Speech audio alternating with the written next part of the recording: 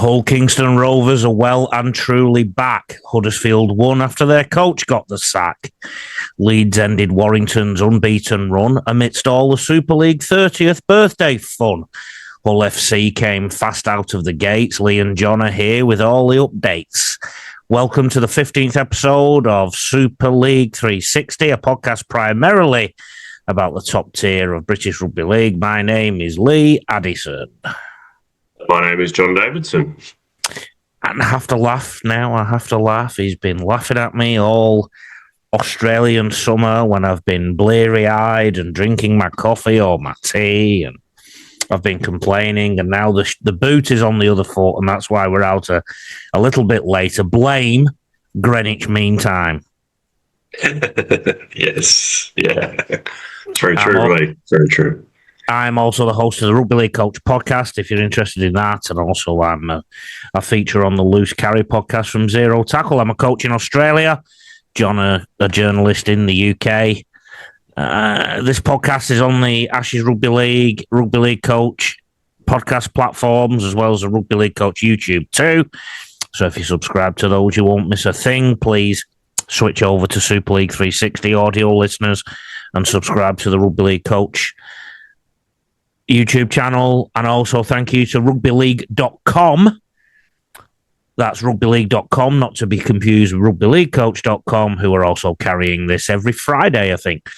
After the hooter this week will be after the Good Friday fixtures. 3 fixtures that we can talk about, John, on at the end of Good Friday.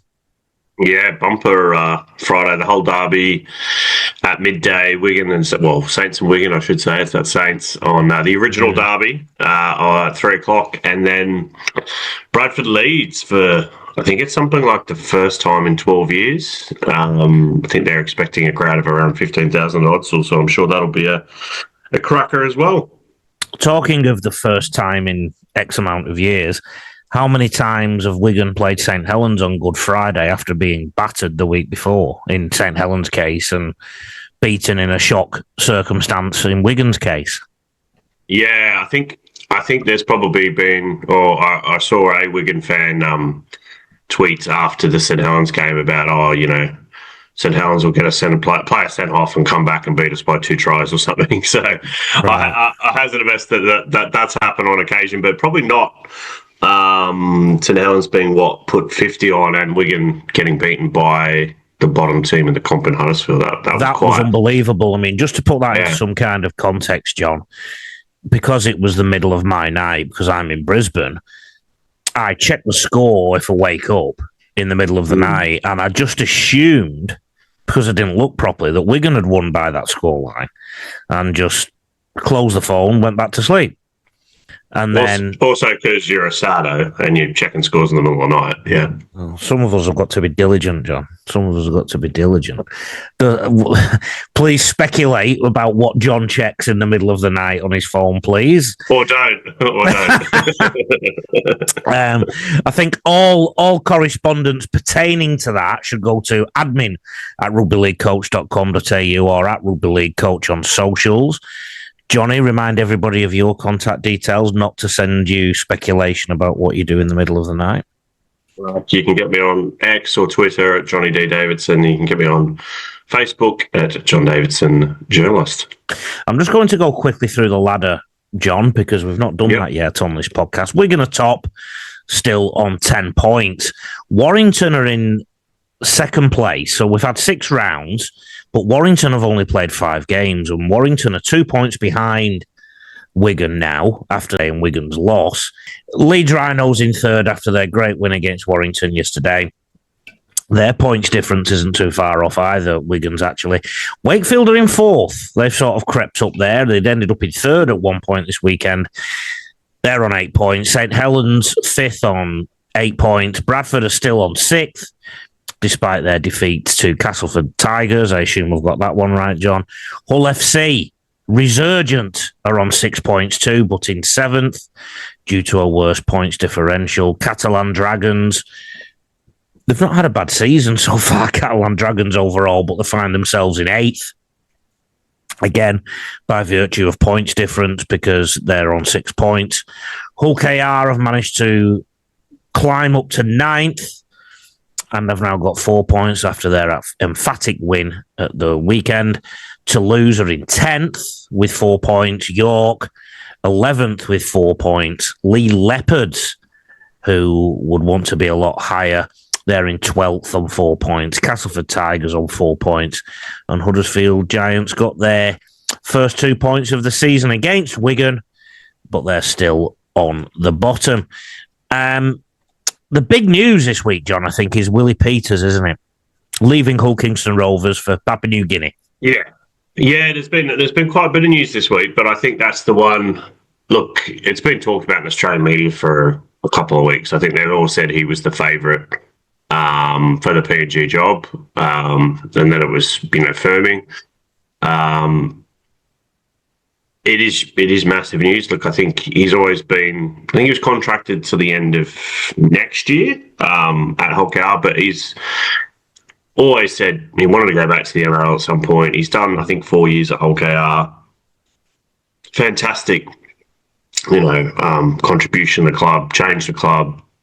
2025 was amazing, beating the Broncos, World Club Challenger, all 4 trophies. It's just, I think the time's probably perfect for him.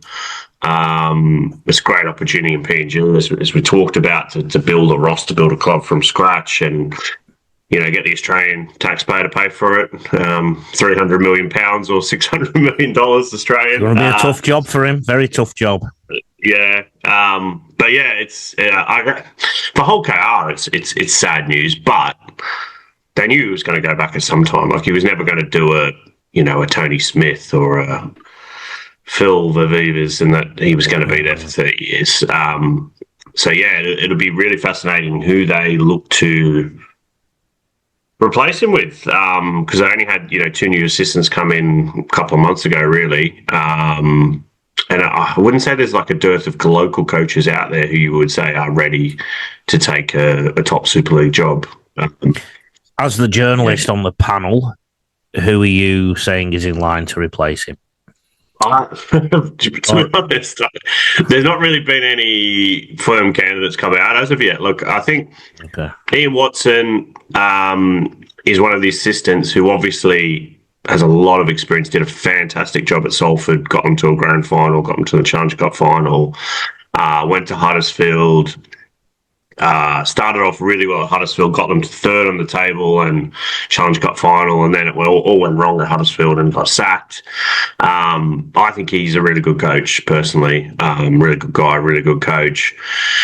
His style, maybe, is a bit more sort of, focused on defence and, not the most flair. Maybe that wouldn't go down with Hawker, but I think he would be a candidate.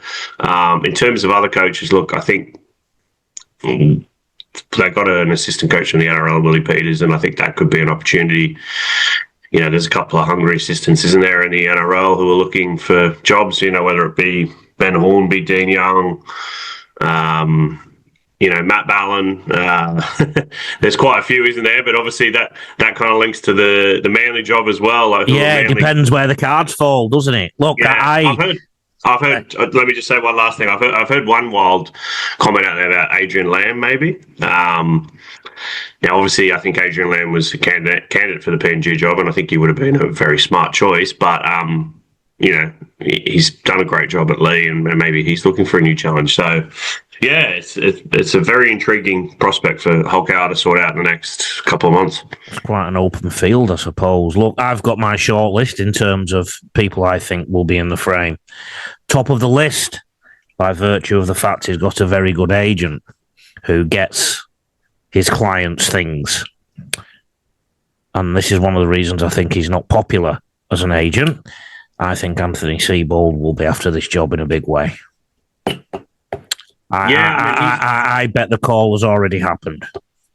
Yeah, I bet. Look, his name has been, mentioned online, as in by fans. But yeah, I mean, personally, as a Manly fan, as most people know, if you look at his coaching career, sacked at Brisbane, sacked at Manly. Look, he did do well at South in a brief time, but I don't think throughout his whole coaching career, and I think that includes when he was in charge of the Melbourne Storm under-18s. Don't think he ever won a grand final or a premiership. That's right. You don't need to sell that to me. However, he has got a manager who was very good in Isaac Moses, who was very good at getting his clients things. And one thing Anthony Seibold will do, if he gets an audience, he will put on some kind of show, and he's very good. He'll be very good at convincing the Hull KR board that he's the man. And he played for Hull KR, so he's got a link. So, but I personally, it is only my opinion, I don't think that would be the right choice for Hull KR. The other one is Steve McNamara. He's a head coach, and he happens to be an assistant at the moment, and he will want to be a head coach again. Now, what I don't know about Steve McNamara, even though he did play for Hull FC, I don't know if originally he's a KR boy or a Hull FC. I can tell you there, Lee. Steve McNamara is a Hull FC boy. His dad played for Hull FC. He played for Hull FC, and his son has played for Hull FC. Now, the interesting thing just with Steve McNamara, and look, this is speculation, but I am hearing noises about John Cartwright's future at Hull FC.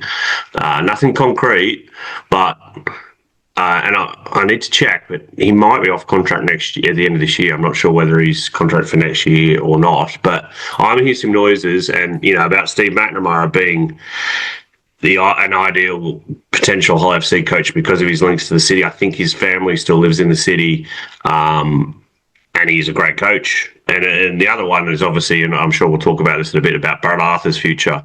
So whether Steve McNamara could shift to Headingley. So look, I think it seems to happen maybe once a year in the world of rugby league, because we've really got two competitions, haven't we? That things move, and then there's like the cards are falling. The cards are starting to fall. Yeah, and we had it last year with. Well, we had it a few times last year, but we had it last year with Paul Wellens and obviously. Well, that's another name on my list. Well, the interesting with Paul Wellens is he was going to go to Hull KR as assistant coach. Right. He was going, and then the North Queensland opportunity came up, and he decided to go down under. So, yeah, it's really interesting how this all stands. And I think you were saying it last week, weren't you?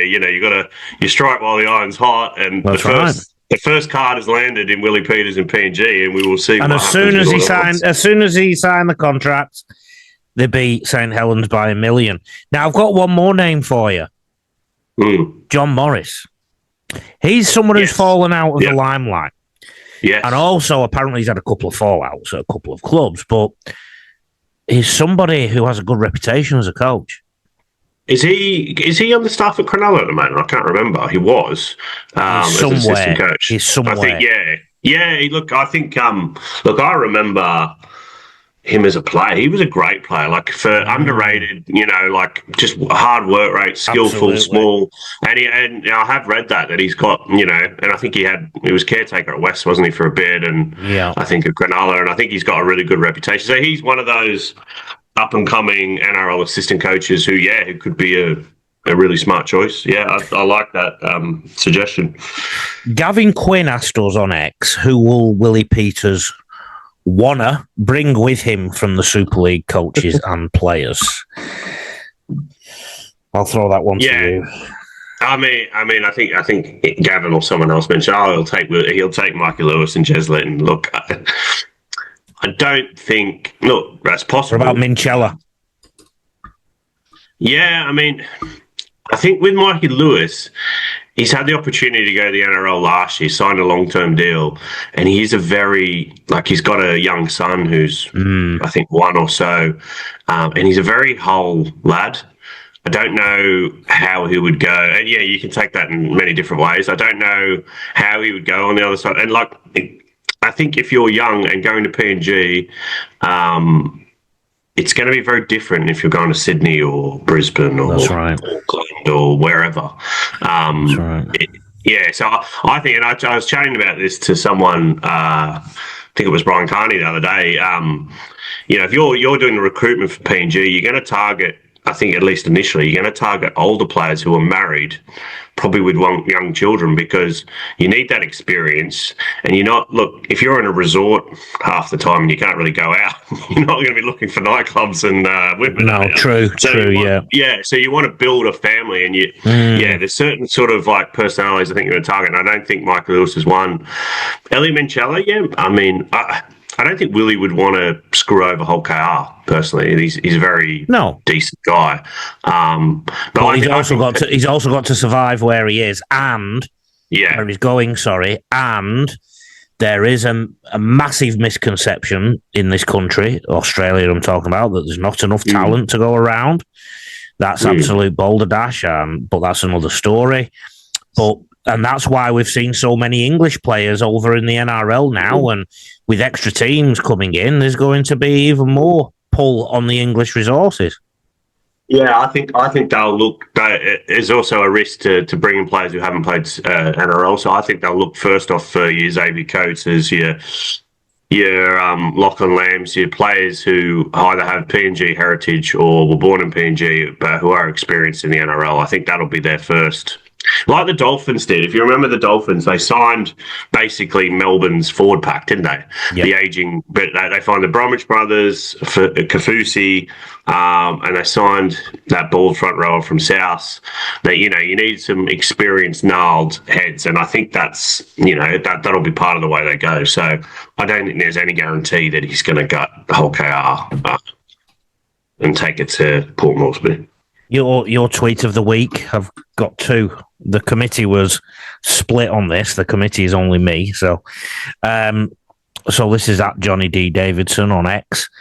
Do like this Warrington AC Milan kit. So that's the first one I pulled out. Now, good explanation of the kit. It's a lovely kit. However, I do feel they missed a trick in that 30th anniversary game. They should have commissioned Leeds in a jersey like the 1996 one with the star on. Yeah. And Warrington should have played in the green and white deck chair. That's what I would have done yesterday. And then they should have auctioned them off and raised money for whoever they want to raise money for, in my opinion. I think that the St Helens kid on Friday night was great, but after the way they played, they should probably never win again. Yeah.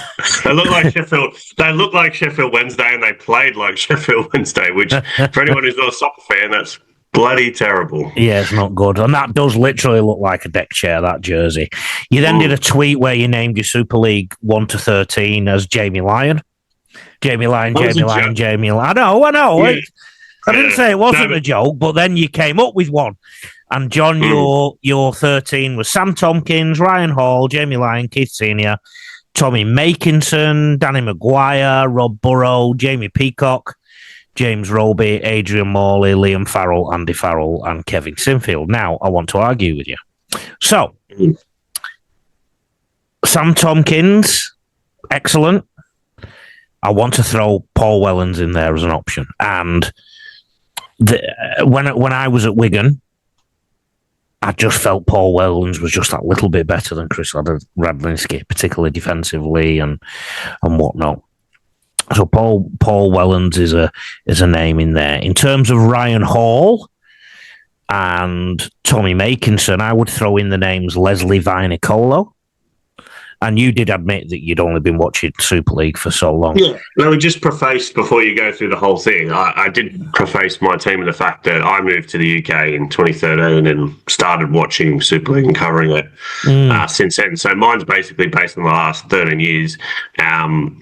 There wasn't really a lot of coverage of Super League in Australia before that, or very, very, very rare. So, I know there was great players before, but I didn't see a lot of them. And Vanicolo, I remember at Canberra, and he was great at Canberra, but I know he went to Bradford and was unbelievable for Bradford. So, that's and I put my hand up and say it's weighted towards the players that I've seen and or know more of. You did say that. Jason Robinson is worth a shout on the other wing too. Martin Gleeson. With Jason Robinson, would you not say I don't know, 4 years? I think he went to rugby union in 2000, so he only played 4 years of Super League. But he got Jason in the Super League Dream Team 5 times. Yeah. He was a freak. I mean, he's one of the best wingers all time in rugby league history, I would say. Absolutely. Danny Maguire at 6. Well, I've resisted this call basically, but so many people have told me Bevan French is one of the best players ever in Super League. So would he not merit a thought? I would say, look, I think Bevan French is fantastic. I would say Danny Maguire because he won, was it 8 grand finals and scored 58,000 tries. Yeah, I would say for pure longevity. Yeah. I've also listed Henry Paul, who was excellent for Bradford when the Bulls were real big. Yep. And Leon Price. Leon Price was excellent at standoff. Yeah, definitely. Instead of Rob Burrow, I would have thought Sean Long. Great player. In the props, I'm throwing 2 other names in there, Stuart Fielden and James Graham. James Graham, massive part of his career in the NRL, so... Yeah, still a very good Super League prop though. He was, and some of the players. I mean, Leslie Vanacolo spent a fair bit of his time in the NRL, so it's Adrian Morley. You've got Adrian Morley in there. He played a lot of time at Sydney Roosters. Well, he played for 20 years, so the hookers again. James Roby. I've had a bit to do with him. Great player, but Kieran Cunningham and Terry Newton. There was an era in the early 2000s where, again, you could probably hold a piece of paper between Kieran Cunningham and Terry Newton. It's just that Kieran Cunningham won the trophies with the team. And the good thing about Kieran Cunningham and Terry Newton were they were both big bodies as well. So they were very good defensively, and people didn't particularly want to run at Terry Newton, that's for sure. So there could be all sorts going into that tackle, not just the shoulder. Second rowers, I don't think Liam Farrell is in the same league as, say, a Gareth Ellis. I think Gareth Ellis was excellent. Chris Joynt I've also mentioned in there as well. He looked awkward, Chris Joynt, and he looked like he was so sad when he was playing. He had his head down quite a lot, but he was a fantastic second rower. And then, of course, we've got the discussion of where we put Andrew Farrell and Paul Sculthorpe.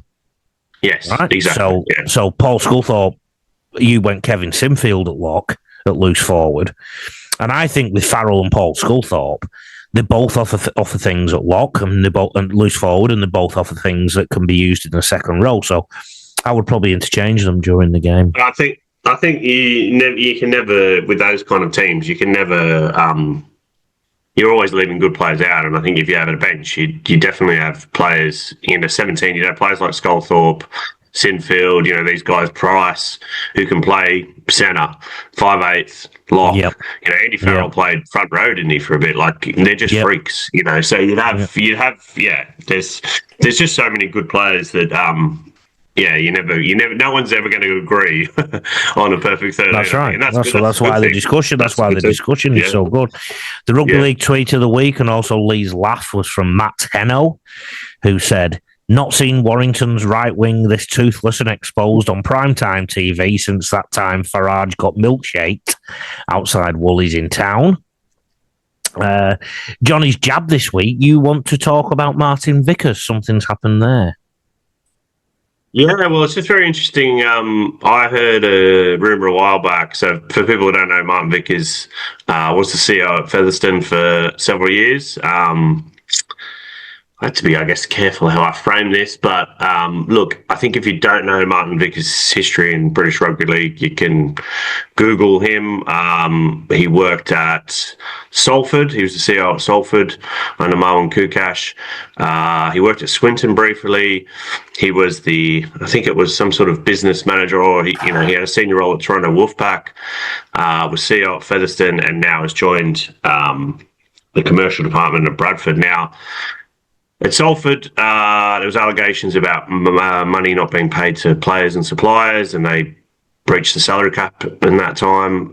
Toronto, same thing, money not being paid. Toronto eventually went bust with millions owed to players and suppliers and coaches, etc. Featherstone, as we know, went into administration at the end of December.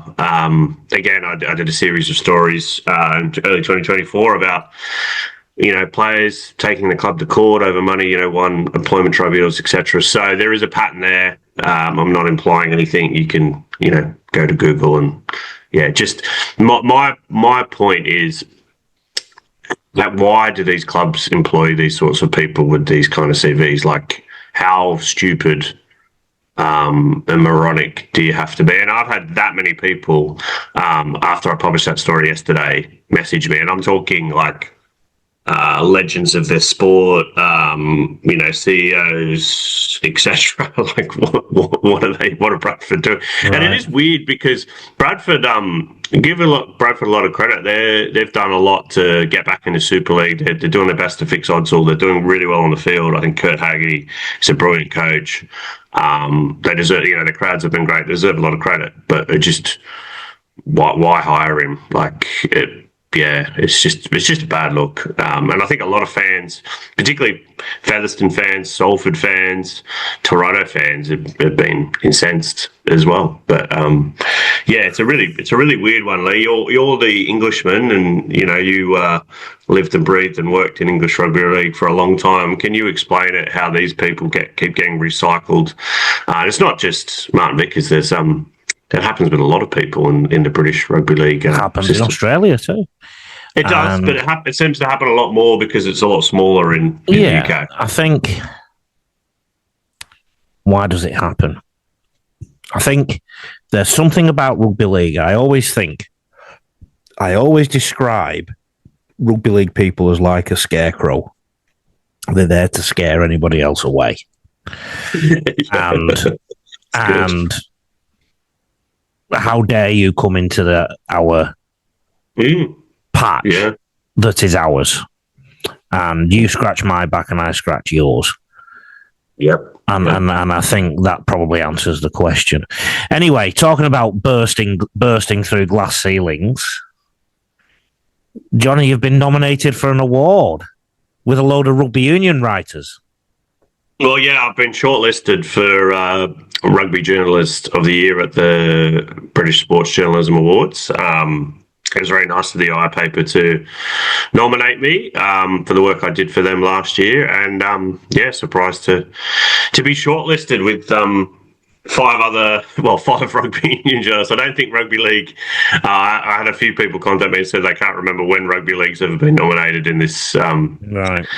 For journalism. So it's a massive honour, and looking forward to it. I don't think I'm hell's chance of winning, but I'm looking forward to the awards. And, well done, done. It'd be a nice piss up one night somewhere fancy. So London Palladium, Lee. Going down with the capital, the big smoke. When you go up on stage to get your award, don't call anybody a name you shouldn't, right? Or don't. Someone's swear already said that. You need to get some new lines, mate. Yeah. All right, let's go through some news items, if you like, or discussion items before we go through last week's results. Question: the Giants are unleashed now. Is Liam Finn or Andy Kelly the interim head coach? Yeah, I mean, that's a bizarre one because I think they named Andy Kelly, who's the director of rugby. Yes. He did the midweek press conference. But then at the game, it was Liam Fenn in the box calling the shots, and then he did the post-match. So, and I've also seen it written on TV, interim assistant coach, and I've also seen interim coach. Yeah, I mean, you can't really be an interim assistant. Well, you wouldn't be an interim assistant coach. He is an assistant coach. Oh, right. Look, So. Yeah, look, the bizarre one, and I had to chuckle because I don't know what Huddersfield were paying, but it would have been massive odds to win that game. And my piece on the Giants crisis was online on Thursday, but then ran in Saturday's paper on the Eye. So of course they win their first game that day. But do you remember last week on the podcast we were like, Wigan have got their training run against Huddersfield. Yeah, I mean that's the beauty of sport, isn't it? Look, but I think when you look at it, and I've seen the highlights of the game. I didn't watch it live, but Huddersfield had Niall Evans back, they had Adam Clune back, they had Wolford back, they had the whole spine back.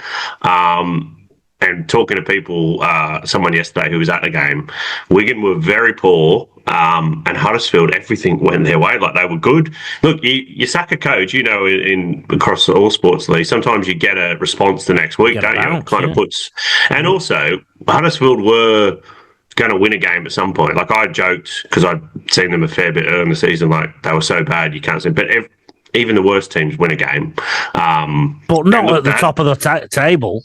Well, at their ground, that just doesn't happen. Like, I think Wigan, they're definitely without the two best players in the competition in French and Field. Like, they are beatable. They have come back to the pack a bit, John. They've come back to the pack a bit. Yeah.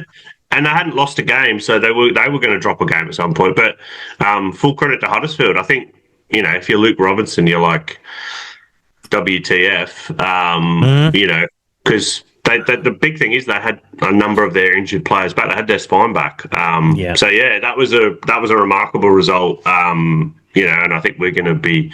Matty Pete, I think, was very gracious. He just thought Huddersfield were much, much better than us, deserved the win, and that's all there is to it.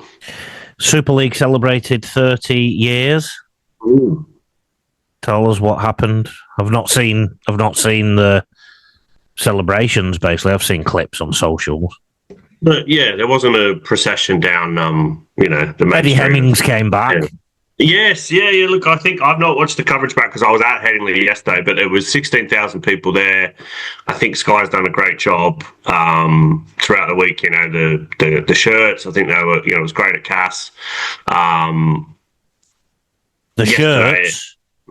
The retro shirt. So obviously a lot of teams were playing in 1996 kit or but Warrington and Leeds didn't.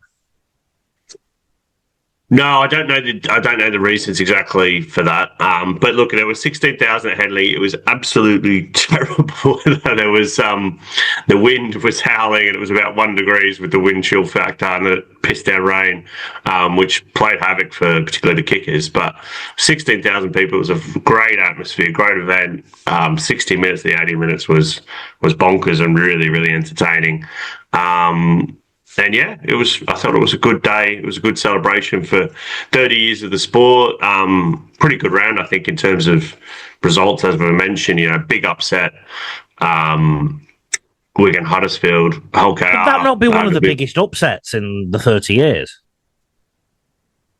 Probably up there. Yeah. Look, I think when one of their in their four-peat, London beat St Helens, and I think Toulouse beat St Helens. Might have been 22 or 23 when they were by far the most dominant team, but it was a great upset. Cass bouncing back on Thursday night, Hull KR back to their best. Toulouse League Golden Point, Lee getting back a win. I think that was pretty entertaining, and then Hull FC another win. So look, I think it's been a great round of action and results, and 30 years of Super League. I mean, it's been I'd say boom and bust, a bit of a roller coaster, but lots of great moments from Magic Weekend and Paris and Barcelona, Las Vegas, helicopters at Huddersfield, club call, lots of mad things, isn't it? I mean, you can, as I said, I've sort of been more focused on Super League for the last 13 years, but you could probably fill in the 17 before that, couldn't you, Lee? Definitely go some way to that, yeah. The Wakefield club had some big news. Roger Tuivasa-Sheck signing them for next year. I mean, I've not watched... I'm trying to think. I've not seen much of the Warriors this year, so I don't know exactly how Roger's been playing. But I'll preface this by saying Roger's been one of my favourite players to watch in his career. Like, started like a house on fire at the Roosters, went over to the Warriors, and I think Dalian Player of the Year 2018, and then Golden Boot winner 2019. Just a sensational player. One of the best, was one of the best players in the world. Went to rugby union. I thought he would kill it in rugby union. I know he played in the centres. I think it was inside centre. And I thought probably more of a wing fullback, but I didn't really see him play rugby union. But look, he made a couple of caps for the All Blacks, and that's nothing mean feat. But look, come back to rugby league. Is still a very good player. I don't know how much is left in the tank, Lee? He's 33 in June. Yeah, so he'll be 35 by the end of his Wakefield deal. I think he would have got another year at most NRL clubs, whether they would have given him 2 years, which is obviously Wakefield have done. I don't know. So, look, I think we can judge the signing, once he's playing for Wakefield and how much we've got left. But look, as a name, as a profile, it's a fantastic signing for Wakefield. And I think you know this, Lee, like Wakefield, well, apart from maybe Wally Lewis and Ray Price in the 80s, they're not signed, massive names, have they? Players who once been the best player in the world. It's been Wigan or Leeds or St Helens who've done that. So it's huge. It's a huge signing for Wakefield and, kind of puts them on the map, and they're a club on the up. They've changed a lot the last couple of years. So as we already mentioned at the top of the show, there's a bit of coaching merry-go-round going on, or potentially going on. A lot. There's now a vacancy at Salford RLFC, and there's also a vacancy at Manly. So the link there, Lee, is you're from Salford and a Salford fan, and you worked at Manly. So what are you doing at these clubs, mate? You're poison. Sticking a knife in. The straight bat at that. Yeah, I've had to let it through to the keeper. Matt Ballin will be the Manly coach. So Brad Arthur's not going to get that job, in my opinion, because you're confident. Yeah. Can I just read out? So obviously I was at Headingley yesterday. Yeah. Post-match press conference. Brad Arthur's in there talking about the Leeds win. Blah blah blah. Not that many questions. No one else has asked. So it's about to end. So I jump in and ask. And look, to be honest, Brad Arthur has always. He applied for the Perth job while he was Leeds coach. He didn't get it. I think he was in the running for the PNG job. And he's always said, he's contracted to the end of this year, but he's always said he wants to go back to Australia. So he's not only been reported in the Australian media as a candidate for the Manly job since Seabold was sacked on Friday. He's also a former Manly assistant coach. So it's theoretical that he would be interested in that job. So I asked him, are you interested? And he said, I think it was about a minute response. He said, I'll read it out to you. This is the quote. I reckon I've been pretty honest and fair all the way through. I don't think it's fair on the club, that would be Leeds, if we keep having these conversations. Like, I'm committed to the club. What will be, will be. I've got until June 30, June 29. I'll tell everybody what I'm doing. I'm not trying to drag it out, but it's hard for me being away from Australia. But I feel like I've come here and honoured everything that I said I was going to do. And I'm trying to make the club a better club, and the players are buying in. And what happens back in Australia, I've got no control over. People can say I'm in for doing this or doing that, but I'm committed to this team right now, and I've got until June 30 to make a decision about whether I stay or not. I'm not trying to be rude. I'm trying to be appreciative of where I'm at, but I don't think it's fair that I need to continue to justify my position for the club. I think that's good words, and he's one of those coaches that's being really respectful to the club that he's at in those words too. He's definitely going to be a candidate for the Manly job. However, reading between the lines, he's interested in the Manly job. The problem at Manly, John, is all the signs are pointing that it's going to be old boy time again. Yeah. And by old boy, I don't mean a coach that worked as an assistant for a year or two. No, you mean an ex-player who knows Manly inside out. Yeah. And I just think there's so many things pointing at that. Jason King was also ex-teammate of Matt Ballin, and he's a big fan of Matt Ballin, apparently. On the Channel 9 footy show yesterday, that was the name. And Jason King was on the panel. So I think that's the direction they're going to go in. So I am predicting Brad Arthur will end up without that job. Now, I don't know if anybody thought the Cowboys would beat Melbourne, but the Cowboys job is obviously a job that will be hovering around in the background, and the St. George Illawarra job as well, because they are rock bottom of the ladder after losing yesterday to the Gold Coast Titans in the first Spoon Bowl of the year. Now, why all these coaches are looking at the NRL when the Salford job is available, I don't know. Yeah, because Mike Grady left the club last week. Somebody who has more lives than any cat I've ever encountered is Nigel Wood. He's back. He's back as chairman of the Rugby Football League, and he was voted in, but there was some opposition. John, tell us about that.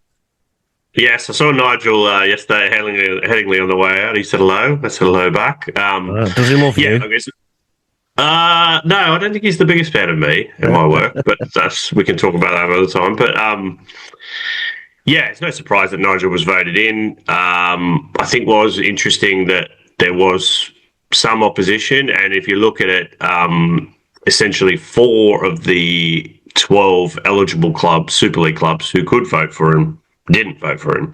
Now, Catalans and Toulouse don't have a vote because they're French clubs and they're not members of the RFL. But Wigan voted against him, Hull FC voted against him, York voted against him, and Castleford abstained. Now, you could say the other interesting point is they're all owned or have new owners. So they're not owners who've been in the game for 10, 20, 30 years. So Mike Danson only took over at Wigan, 2 and a bit years ago. Andrew Thurkel took over Hull FC last year. Clint Goodchild has been at York for 3 or 4 years. And Martin Jemison took over at Cass, 2 years ago. So it's interesting there is a bit of opposition to him. And then Widnes and Newcastle Thunder also voted against him in the championship. So, yeah, it is interesting. You can judge social media or online reaction, but and it doesn't necessarily make he's a bad administrator or anything, but I would say like 99% of the reaction to Nigel Wood being voted in by rugby league fans is horrendously negative. Now, make of that what you will, Lee. But you could use that as an indicator when it is so vastly on the one side. Why is that the case? Scarecrow in the field. Well, look, Nigel Wood's been working in rugby league, running clubs, running the RFL since the mid-90s. We did after the Hooter, Castleford getting their win over Bradford on Thursday in what was a very entertaining game. And then on Friday, Hull KR scored 52 against St Helens, who only scored 10 tries, 3 from Burgess, 3 from Lewis, Lytton, Batchelor and Whitbread, 8 goals from Lewis. St Helens, 10 points came from a diagonal try, a right try, and a Hastings goal. 9 tries Hull KR scored, and they ran riot in the first half. It was 30-0 at half-time. Yeah, the game was over at half-time. I mean, this was Hull KR back to their best. Their line speed was really, really good. St Helens are missing a few bodies, but they were just quite soft. I think Delaney knocked the ball on from the kickoff, or whoever caught the ball from the kickoff past him and he knocked it on, and it didn't get any better since then. So it was interesting. Obviously, the Willie Peters news it was only confirmed by the club on Sunday morning, but everyone knew Thursday that he was going, and you wonder sort of what reaction they made. But it might galvanise Hull KR, is that we want to send Willie out with another trophy or 2 trophies. But yeah, it was a mauling. It was an absolute annihilation, and that was Hull KR of 2025. So St Helens, a fair wake-up call. They were well off the pace. Not for the first time on this podcast, on my YouTube or whatever, I am going to mention Paul Rowley's teams and defence, particularly edge defence this week. They just look so confused.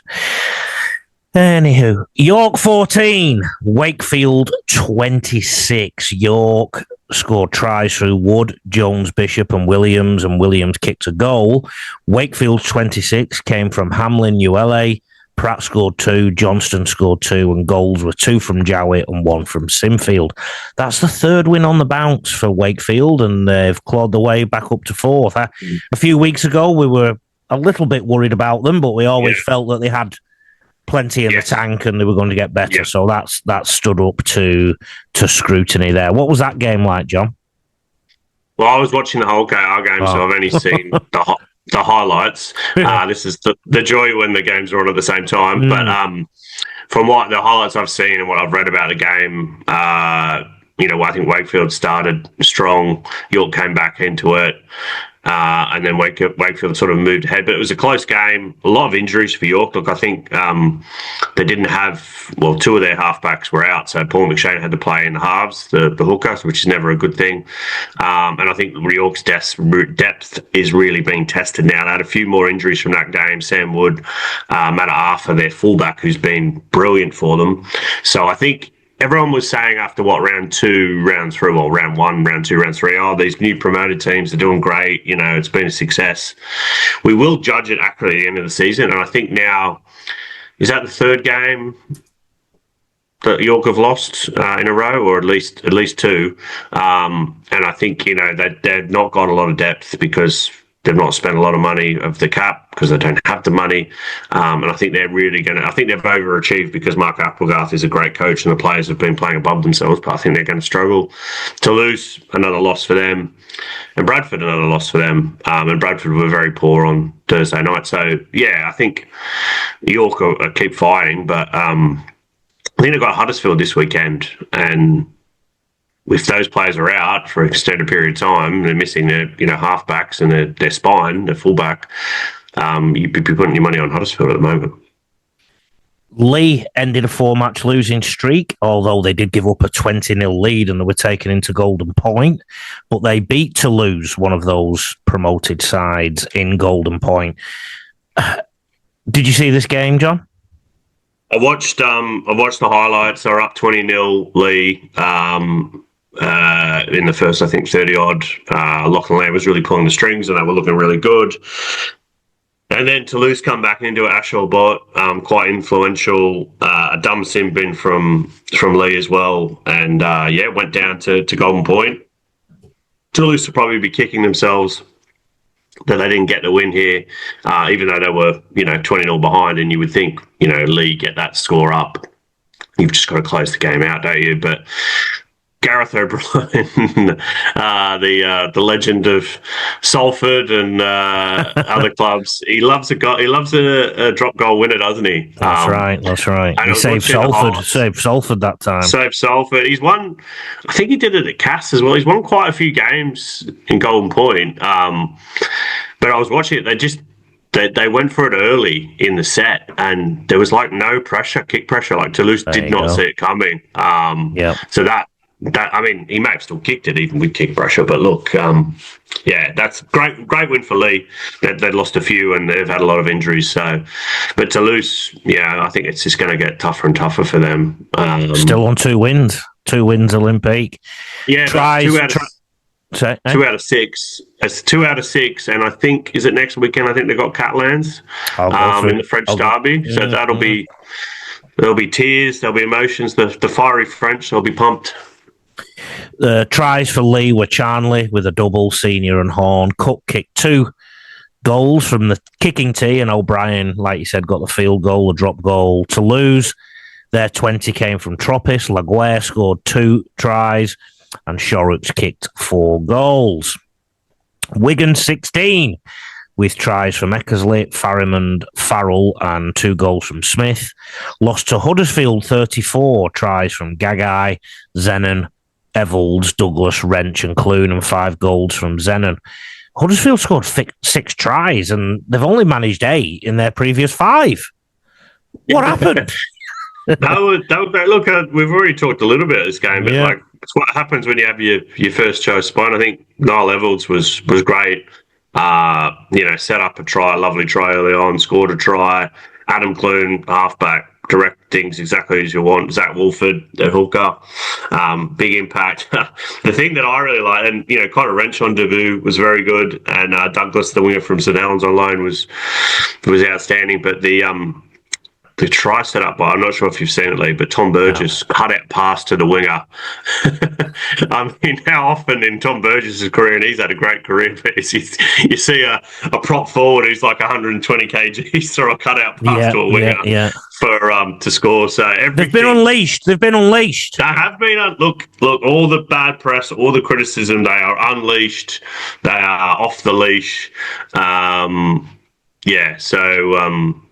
Well done to Huddersfield. A much deserved win. Now, talking of unleashed, it's funny what you said about Steve McNamara and Hull FC earlier and potential words around John Cartwright because Rumours.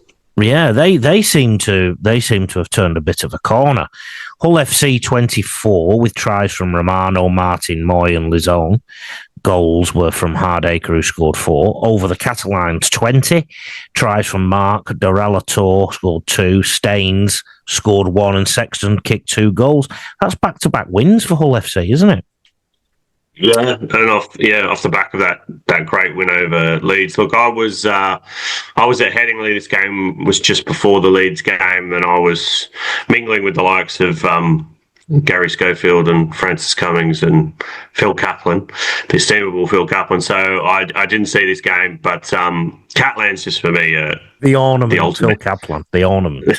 No, the estimable, the cromulent Phil Kaplan. They are a yo-yo team, Catalans, aren't they? Like, it's kind of the Catalans of years ago before McNamara. They're brilliant one week and dog shit the next. I'd like to put on the record of how English your accent sounds at times now, particularly when you say Catalans, because you say Catalans like a bank. Mate, that's an insult. I won't take that. But look, they were brilliant against Hull KR, and I don't know how they went yesterday, apart from losing. I don't know how they performed, but yeah, Hull FC, I think good on them. A couple of wins now, but yeah, look, there is talk about John Cartwright's future behind the scenes. I spoke to a few people yesterday who'd heard similar things. Yeah, it'd be one to. But look, they can't really move him on if he keeps winning, can they? So, no. If you're John Cartwright, 2 wins. They just need to keep performing, and they'll get some more players back off the treatment table, and they could keep motoring up the table. At Headingley, it was Micah Sevo 12. Everyone else in the Leeds jersey, 8, 6, 14 to come up with a total of 26. And Warrington, 22 with tries from Josh Thulis, Smith with 2, and King goals were 3 from Irwin. That sounded like a belting game. It was, yeah. Like, as I said, the conditions were horrible, and the first 20 minutes weren't great. And then it sort of come alive. It was really entertaining. The lead was changing. It was tense. There was a bit of, some dubious calls, controversial moments at different times of the game, but some great skill. Sevo just seems to be getting, at least early on. Warrington got a grip to him in the second half and really put some pressure on him and some bodies in front of him. But first half, he was just getting the ball in space. It's just strolling over. Which he's done for a long time. But Warrington will be, I think, a little bit frustrated that this one go because they started really well. Josh Lewis, for me, if you're picking an England team for the World Cup, you've got Josh Lewis in your squad. So he's playing fullback with Taylor Ray out, but he can play wing, he can play centre. Just a really, really good young player. Great ball runner, strong, tough, good defender. But yeah, brilliant game. Leeds came back into it, and then once Connor and Miller started to find space, grabbing across the field and just opening Warrington up, particularly on their right edge, Warrington's right edge, and then you and Irwin. We've talked about him, I think, before, Lee, and Andrew Johns thinks he's one of the best young halfbacks he's seen for a long time. And, I'm sure he's got a massive career, but it was a tough afternoon for him. Like, Cullen Watkins got in his face. They really closed him down. He made a few errors. But if you're Warrington, look, their first loss of the season, they were by no means embarrassed. They could have won the game. So I think if you're Warrington, you're not too disappointed. And Leeds really needed that. Two losses in a row after the cup, going to the cup, and then battered by Hull FC. So, big win for Leeds. But yeah, just a great afternoon. As I said, it kind of capped off the 30th celebrations very well. I need your predictions, John, because we need to start predicting games now because of what happened with Huddersfield and Wigan rather than just writing them off. So, Good Friday. And we'll be reviewing all these and after the final Hooter. Maybe we should call it after the Hooters this week. Hull KR and Hull FC open proceedings at lunchtime. Who's your winner there? I think, considering the record they've had over them in recent derbies, and probably in terms of fit bodies, definitely hold KR. I think, they get back to their best. St Helens versus Wigan at 3:00. Yeah, I think this is a tough one. I'm not sure with Wigan if there's any injuries from their game, but I think Wigan in a close one. Both teams coming off a loss. St Helens are missing. They've still got a very, very good squad, but you take Wellesby and Lees and some of those players out, it's going to be hard, and I think Wigan will be really, really fired up. So I think Wigan. Bradford host Leeds at 8:00. Yeah, again, that's it's a difficult one because there'll be a lot of emotion and a really big crowd. But I think maybe just Leeds, slight favourites. On Saturday, the resurgent, unleashed Huddersfield Giants play at 3:00 against York Knights.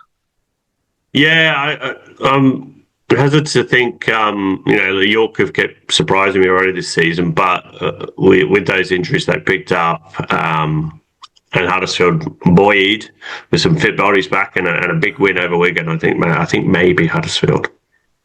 Warrington play Lee at exactly the same time.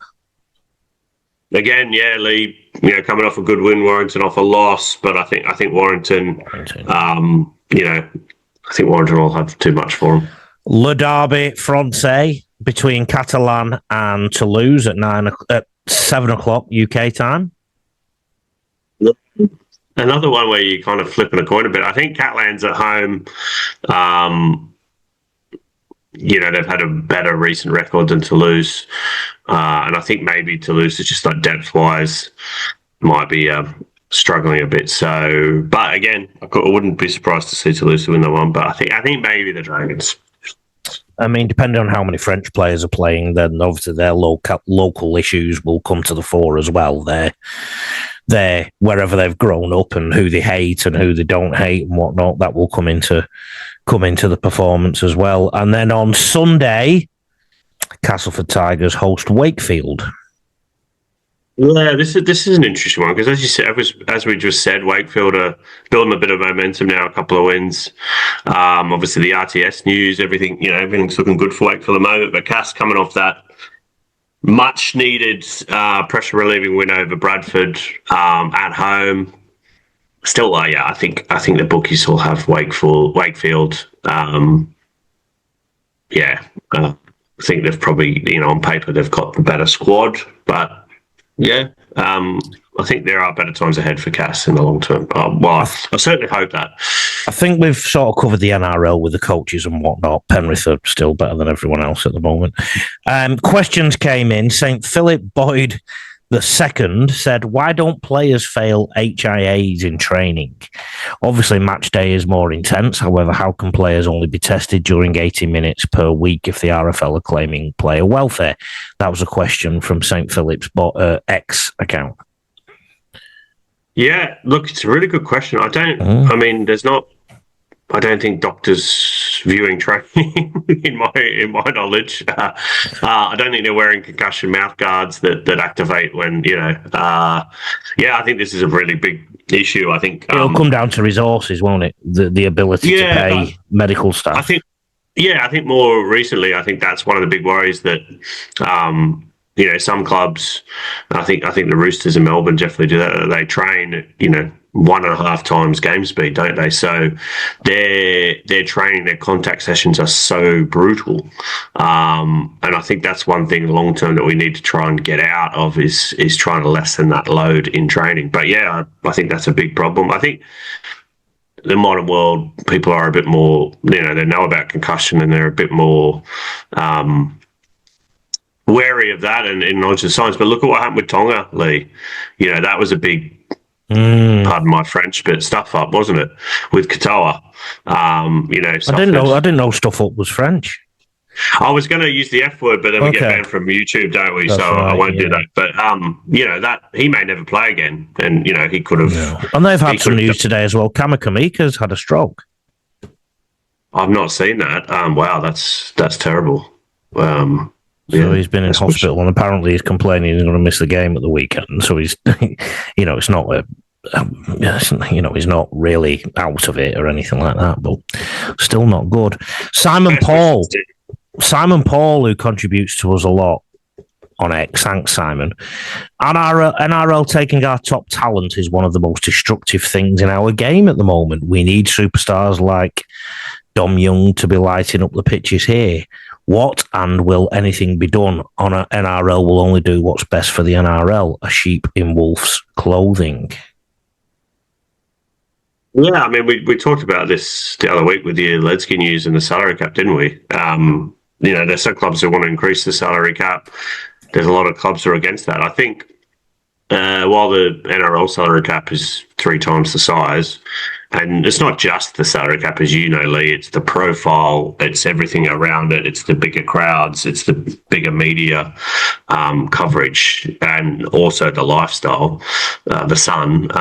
It's a pretty attractive proposition. So I can't see that changing any other time soon. I think the Super League salary cap could be amended in that clubs are rewarded for producing their own talent, and that's a really good way of retaining them.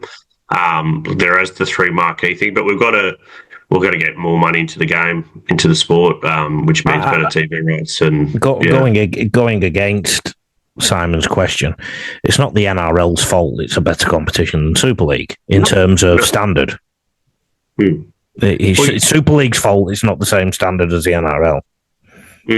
Yeah, so. I mean, you could say in the 90s or at least in the early 2000s, like the flow was arguably going the other way when you had, some or the 80s. I don't know, it was different in the 80s because it was a winter season, whatever. But you had Sterlo and Brett Kenny and there was a lot in the early days of Super League. There was a lot more signings like Roger Tuivasa-Sheck.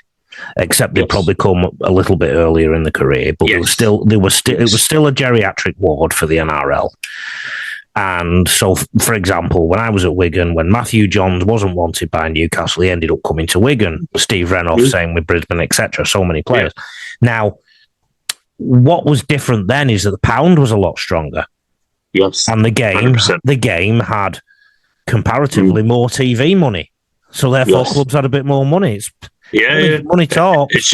It's pure economics, and all these other factors about expansion and administration, marketing. They're all factors that intersect together. So you've got to kind of fix the whole pie. If you're a young English kid and you grew up seeing what Sam Burgess did or James Graham did. And if you're older, Adrian Morley, and what Dom Young's doing now, Dom Young, people forget Dom Young was a kid from Wakefield, Huddersfield Junior. He couldn't get a game for Huddersfield. They didn't play him, so, and maybe he's a raw athlete, etc. But, you've also got to identify your best kids and you've got to give them opportunities. Full credit to Dom Young. He went to Newcastle. I'm sure he would have been paid a pittance when he went over there, and he's worked hard and become, a top winger in the NRL. So, good on him. And the other thing for all these worried about this talent drain, the more English players we have playing in the NRL, they're going to have no fear eventually when it comes to playing against Australia and Samoa and Tonga, etc. 100%. That is a positive. And they'll learn so much more about the game because things happen quicker. There's more scrutiny, etc. Hoy on X said, gamesmanship and diving more prevalent nowadays, ? To lose the leaders in the late hit penalty count. If I can answer the first part of that question, you maybe can answer the second or join in on the first part as well. Gamesmanship and diving, absolutely more prevalent nowadays. It's one thing I noticed in the World Club Challenge, John, was how often the Brisbane Broncos players were trying to get things out the referee that would work in the NRL but didn't work in Super League, clearly. I think, again, because of what we've just been talking about, eventually Super League copies the NRL and it's creeping in. I mean, some of the diving some players do now when a defender brushes past the bush, a little glance of the jumper and they're diving around like Swan Lake. So I don't know what to lose late hit penalty count means, though. Do you? Yeah, I mean, I've not seen every minute of every Toulouse game to think that every time the pass is being hit and they're hitting players off the ball all the time. I mean, yeah, I'm not sure about that one. So, building up to next week, we may record on Easter Monday, we may record Tuesday, because obviously it's a public holiday. John's got family, I've got commitments, and you know, if we get pulled away in life, and we might even have a little bit of time off. We'll see, John. On that note, I may not do an analysis video this week. I might do one in the middle of the 2 weeks. Who should I look at, John? I listened to you last time and did Warrington. Who should you look at? I'm interested in looking at this St. Helens defence against Hull KI, you know. Yeah, I think. I think that's a really interesting one. Yeah, I like that. They've had a lot of change moving around their spine, a lot of injuries, so there's a lot of fluctuating. And I think the worrying concern for me was how much their pack got absolutely battered on Friday night. So Dale will really need to improve that area if they're going to beat Wigan on Friday. Get in touch with me, rugbyleaguecoach.com.au, at rugbyleaguecoach on socials and rugbyleaguecoach.com.au. John? Facebook at John Davidson Journalist, on X at Johnny D. Davidson, and on Patreon at rugbyleaguehub.com on reads.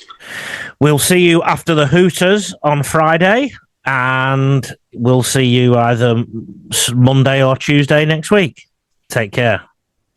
John, for those listening, John is shaking his head right now. So he loves the sexual innuendo. Hey, who said anything about sexual? You're the ones with the issues.